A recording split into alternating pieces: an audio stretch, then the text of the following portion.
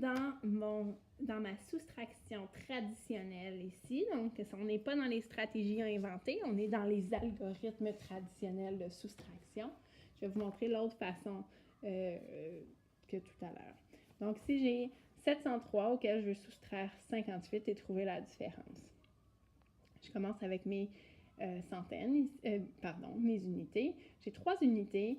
Ce n'est pas possible à ces 3 unités-là de retirer 8 unités. J'ai un problème ici. C'est pas un vrai problème.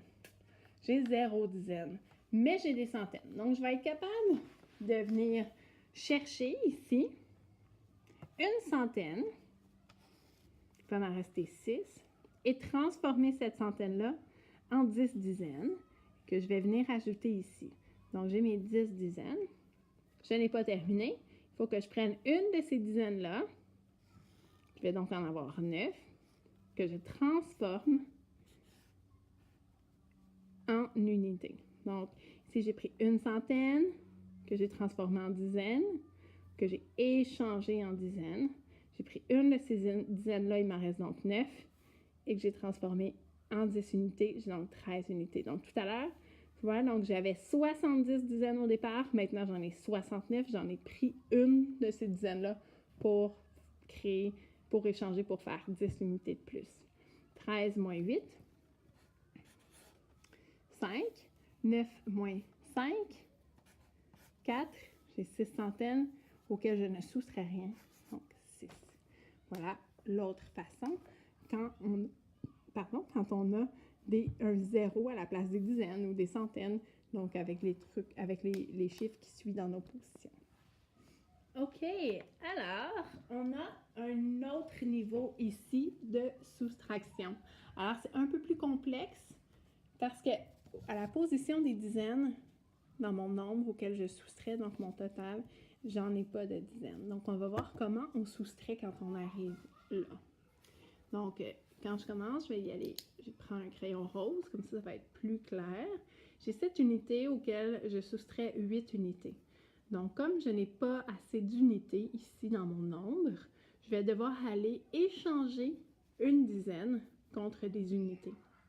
Ce qui se passe ici, c'est que j'en ai pas de dizaines dans mon nombre. Donc, je vais devoir venir chercher. On a comme 2 choix. Soit chercher une centaine, la transformer en dizaines, prendre une dizaine, la transformer en unités, ou venir voir comme mon nombre dans mes 80 dizaines. Donc, dans mes 80 dizaines ici, je vais venir en chercher une. Et d'une façon ou d'une autre, donc, on va arriver au même résultat. Donc, je viens chercher une dizaine dans mes 80. Je vais en avoir ici, il va m'en rester 79. Et de cette dizaine-là, je vais venir ajouter à mes unités. Donc, j'ai donc 17 unités. De ces 17 unités-là, j'en retire 6, j'en soustrais, pas 6, mais 8, pardon. Il m'en reste donc 9. Oups, on ne voit pas tout à fait mon 9. 9. OK? Donc, à la suite de ça, d'un coup on est venu chercher une dizaine aussi, donc on peut juste continuer la soustraction. Donc, 9 dizaines moins 9 dizaines, il me reste 0 dizaines. Et 7 centaines moins 3 centaines, il me reste 4. OK? Donc, ça, c'est ma façon que je préfère, moi, quand je fais une soustraction traditionnelle de cette façon-là, parce que je trouve ça plus rapide, mais je vais vous montrer aussi l'autre façon que vous pouvez le faire en allant emprunter une centaine pour la changer en dizaines, après prendre une dizaine de ces et le mettre.